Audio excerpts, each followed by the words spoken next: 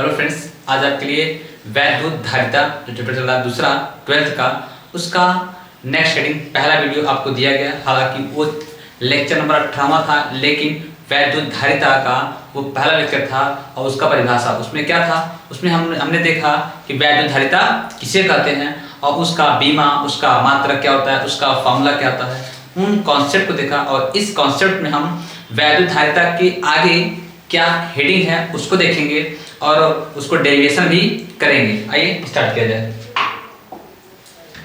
Heading है हमारा विलगित गोलाकार चालक की धारिता। तो उसके बाद विलगित गोलाकार चालक की धारिता क्या होती है हम उसको देखेंगे। इसका अगर डिफिनीशन की बात किया जाए, डिफिनीशन क्या होगा, यदि किसी गोला को जिसकी त्रिज्या r हो, चलिए स्टार्ट किया जाए। क्या होगा, एक कोई गोला जिसकी त्रिज्या क्या हो, माना एक गोला जिसकी त्रिज्या r। यदि कोई गोला होगा उसकी त्रिज्या r होगी और उसको q कूलम्ब आवेश दिया जाएगा तो होगा क्या, सारा का सारा आवेश उस पूरे गोले पर एक समान रूप से वितरित हो जाएगा। जब आवेश किसी भी पृष्ठ पर एक समान रूप से वितरित हो जाता है तो इस प्रकार को क्या कहते हैं, समविभव पृष्ठ। तो याद रखना है आपको कि यदि हम गोले को q कूलम्ब आवेश देंगे तो गोले पर जो आवेश होगा वो एक समान रूप से वितरित हो जाएगा और वह पृष्ठ हमारा क्या कहलाएगा, समविभव पृष्ठ कहलाएगा। तो वही लिखा गया है। माना एक गोला जिसकी त्रिज्या r है प्लस q कूलम्ब आवेश दिया जाता है। चूंकि प्लस q कूलम्ब आवेश दिया जाएगा तो अगर हम डायग्राम बनाना चाहें, डायग्राम बना देते हैं। ये है हमारा एक गोला है, एक गोला जिसकी त्रिज्या क्या है, जिसकी त्रिज्या कैपिटल R है। इस गोले पर प्लस q आवेश हमने दिया। जब गोले पर प्लस q आवेश देंगे तो होगा क्या, इस गोले के पृष्ठ के लंबवत वैद्युत बल दिखाएं। वैद्युत बल दिखाएं क्या होती है, लंबवत पृष्ठ के लंबवत वैद्युत बल दिखाएं बाहर की ओर वितरित होती है। बाहर की ओर क्या होती है भाई, वैद्युत बल दिखाएं लंबवत पृष्ठ के लंबवत बाहर की ओर वितरित होती है। और इन सभी का सेंटर पॉइंट क्या होता है, इन सभी का सेंटर पॉइंट एक ही होता है। ऐसा आपको इससे पहले जो पहला चैप्टर था मैं उसमें एक ऐसा ही कॉन्सेप्ट बताया था कि यदि गोले को कोई खोखला गोला होगा, यदि इसको q कूलम्ब आवेश दोगे तो होगा क्या, जो आवेश होगा वो गोले पर समान रूप से वितरित होगा। तो ये जो पृष्ठ होगा वो क्या कहलाएगा, समविभव पृष्ठ कहलाएगा। और जो ये वैद्युत बल रेखाएं होंगी वह ऐसी अगर वैद्युत बल रेखाएं जो पृष्ठ के लंबवत बाहर की ओर जाती हैं, यदि वो वैद्युत बल रेखाएं अंदर की ओर मिलाई जाती हैं तो किसी एक ही केंद्र पर मिलती हैं। तो मानो ऐसा प्रतीत होता है कि वह आवेश सतह पर नहीं बल्कि कहाँ रखा है, केंद्र पर रखा है। ऐसा कॉन्सेप्ट आपको बताया गया है। चलिए अब हम बात करेंगे कि q कूलम्ब आवेश दिए और लिखोगे, आगे क्या लिखोगे, यह गोला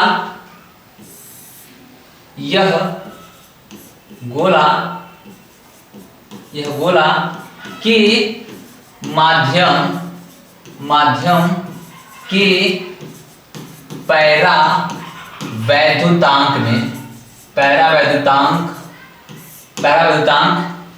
में रखा है, पैरा वैद्युतांक में रखा है। अब क्या होगा, तो गोले के सतह पर विभव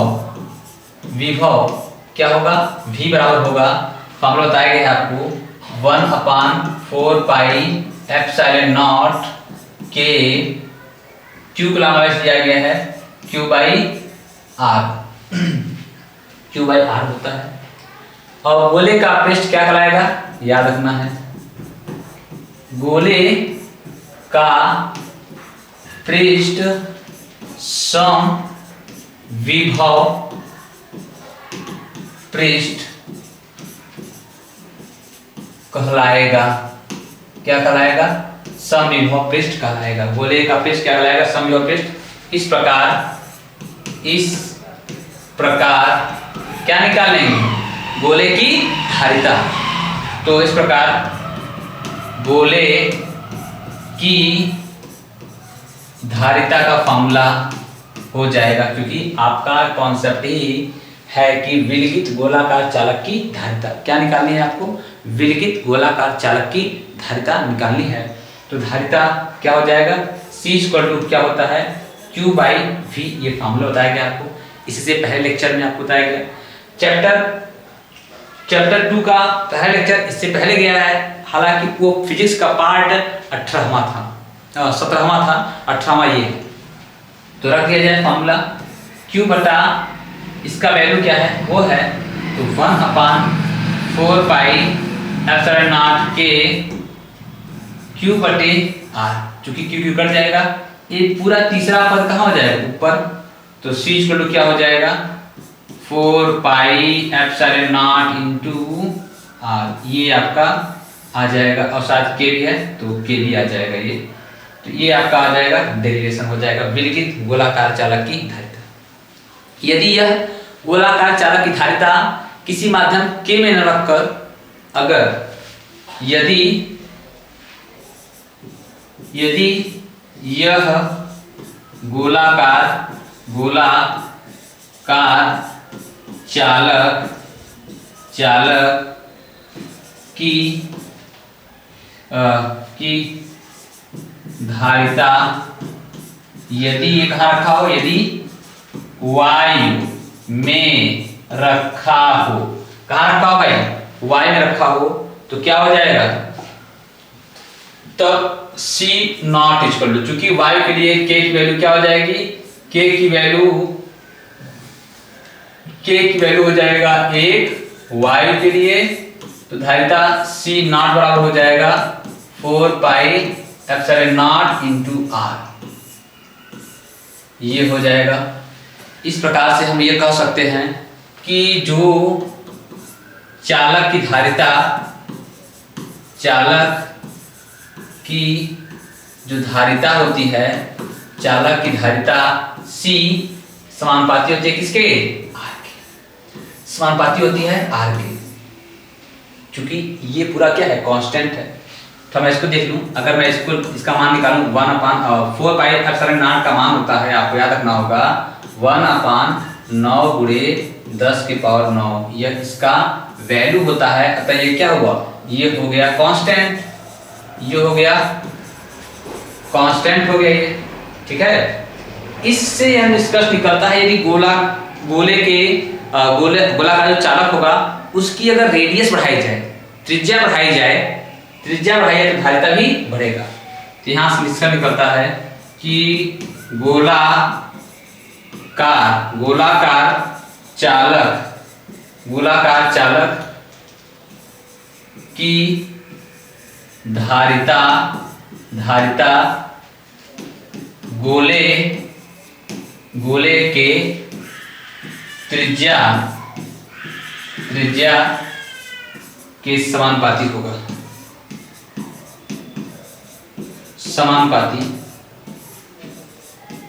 होगा, तथा यह निष्कर्ष निकलता है कि विलगित गोलाकार चालक की धारिता C बराबर 4 pi epsilon not into R होगा वायु के लिए। चलिए नेक्स्ट टॉपिक बात किया जाए, अगला है।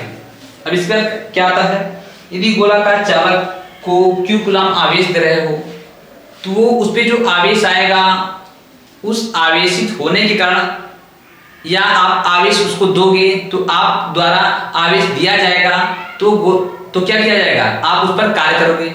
उस गोलाकार चालक को आवेशित करने के लिए आपको कार्य करना होगा, अब हमारा हेडिंग वही होगा कि गोलाकार चालक की ऊर्जा, गोलाकार चालक की ऊर्जा, या कह सकते हो कि चालक की आवेशित चालक की ऊर्जा। हमारा हेडिंग क्या रहेगा? हेडिंग हमारा रहेगा आवेशित चालक की ऊर्जा, आवेशित चालक की ऊर्जा, अर्थात एनर्जी ऑफ चार्ज कंडक्ट। क्या होगा? एनर्जी ऑफ चार्ज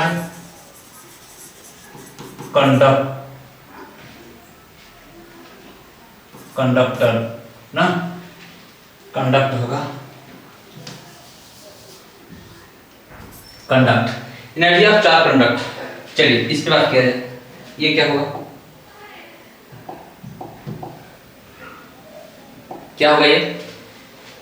इसका मतलब ये हुआ कि इसकी परिभाषा क्या हुई? परिभाषा यह होता है कि यदि कोई चालक पदार्थ हो, उस पर प्रारंभ में कोई ऊर्जा, कोई आवेश नहीं है, तो जब उस पर कोई आवेश नहीं है तो उसको आवेश जब दोगे तो आपको आवेश देने में कोई कार्य नहीं करना पड़ेगा। क्यों नहीं करना पड़ेगा? क्योंकि उस पर कोई आवेश नहीं है, अर्थात जो आवेश जा रहा है इसका कोई अपोज करने वाला नहीं है। जब कोई अपोज करने वाला नहीं है तो इजीली हमारे द्वारा जो आवेश दिया जाएगा वह उस पर ग्रहण हो जाएगा। लेकिन जैसे ही कुछ सेकंड बाद हम और आवेश देते जाएंगे तो धीरे धीरे क्या होता जाएगा, अब हमारे द्वारा दिए गए आवेश का वो क्या करेगा? विरोध करेगा। ऐसा क्यों? ऐसा इसलिए करेगा क्योंकि प्रारंभ में उसके पास आवेश नहीं था, तो आपने आवेश दिया तो आवेश गया, हमारे द्वारा कोई कार्य करना नहीं पड़ा। लेकिन जब उस पर आवेश आ गया है, क्योंकि उस पर भी आवेश धन है और हम भी जो आवेश दे रहे हैं वो भी क्या है? धन ही है। इस प्रकार से अगर हम बात करें कि अगर धन और धन क्या होते हैं? रिपल करते हैं, प्रतिकर्षित करते हैं। तो यदि इस पर आवेश आ चुका है, अब अगर आवेश दोगे तो क्या करना पड़ेगा? आपको कार्य करना पड़ेगा। यही कहलाती है चालक की ऊर्जा। आवेशित चालक ऊर्जा किसे कहते हैं? जब किसी चालक पदार्थ को आवेशित करने में जो आपके द्वारा कार्य किया जाए, और कार्य क्यों? कार्य इसलिए क्योंकि उस पर प्रारंभ में कोई आवेश नहीं था तो कार्य नहीं करना पड़ा, क्योंकि उस पर आवेश आ चुका है। अब उस आवेश आए हुए आवेश पर जो भी चिन्ह है वो भी सेम है, जो आप दे रहे हैं वो भी धन है, जो उस पर आ चुका है वो भी धन है। अब धन और धन क्या करते हैं? रिपल करते हैं ना। जब धन और धन रिपल करते हैं तो अब जबरदस्ती धक्का देना होगा, आवेश को उस पर और आवेशित करने के लिए, तो वही आपको कार्य करना होगा और वही आवेशित चालक की ऊर्जा कहलाएगी। तो क्लियर हुआ मैटर? आवेशित चालक की ऊर्जा क्या होगी? जब तो इसका परिभाषा लिखना चाहो तो लिख सकते हो, किसी चालक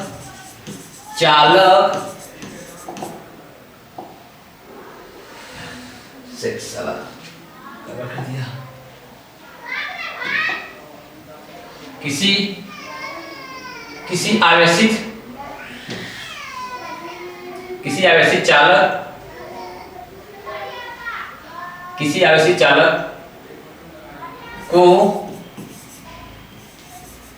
आवेशित करने के लिए जो ऊर्जा व्यय होती है उसे चालक ऊर्जा कहते हैं। उसे आवेशित चालक की ऊर्जा कहते हैं। चलिए अब इसको डेरिवेट कर लिया जाए, इसका डेरिवेशन कर लिया जाए। कैसे लिखोगे? माना जैसे देखो, अगर हम बात करें, माना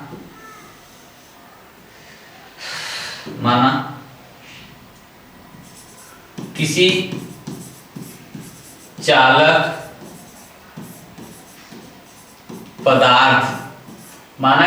पदार्थ को प्रारंभ में Q कूलाम आवेश दिया गया तो उस पर विभव V हो, क्या लिखोगे, हो जाता है। प्रारंभ में कोई आवेश जब Q कूलाम आवेश दिए आप, तो इस पर आवेश क्या हो गया, आवेश इस पर आ चुका है, अब आवेश आ चुका है। तो लिखोगे प्रारंभ में विभव क्या था, प्रारंभ में विभव क्या था, 0। चूंकि प्रारंभ में उस पर आवेश नहीं दिए थे तो विभव 0 था, जब आवेश दे दिए तो विभव हो गया V। तो क्या हो जाएगा, Q आवेश के बाद V2 क्या हो जाएगा, हो जाता है V।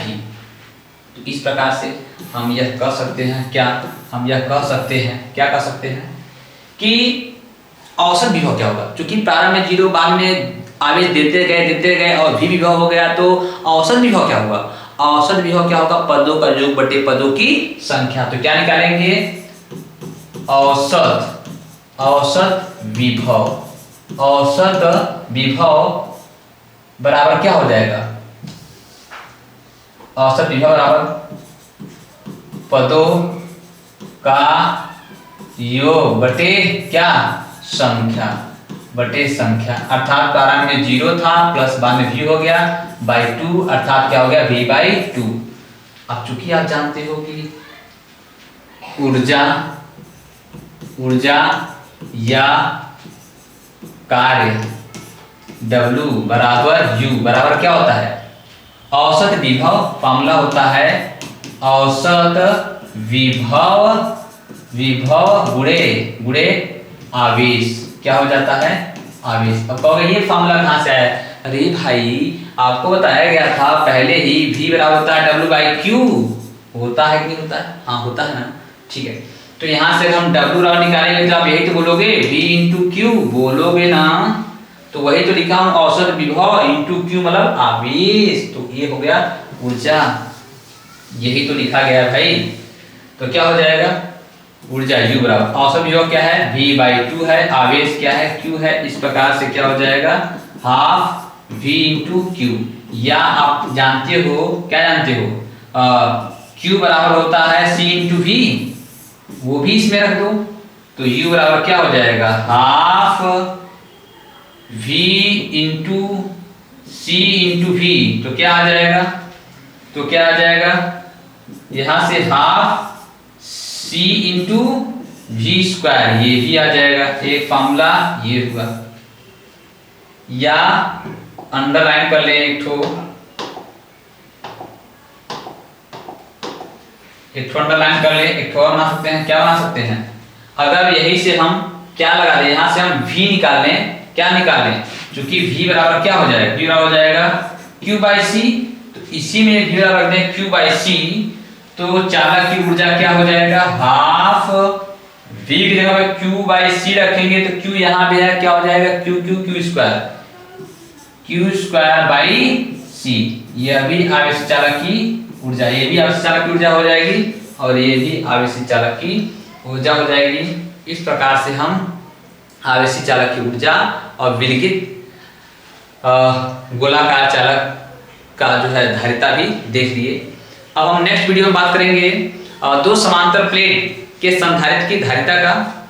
तो इतना पहले आप काफी पेन उठाइए और इसको लिखना स्टार्ट करिए, इसका डेरिवेशन करिए, जो ना समझना है वो कमेंट करिए, आपको फिर से बताया जाएगा।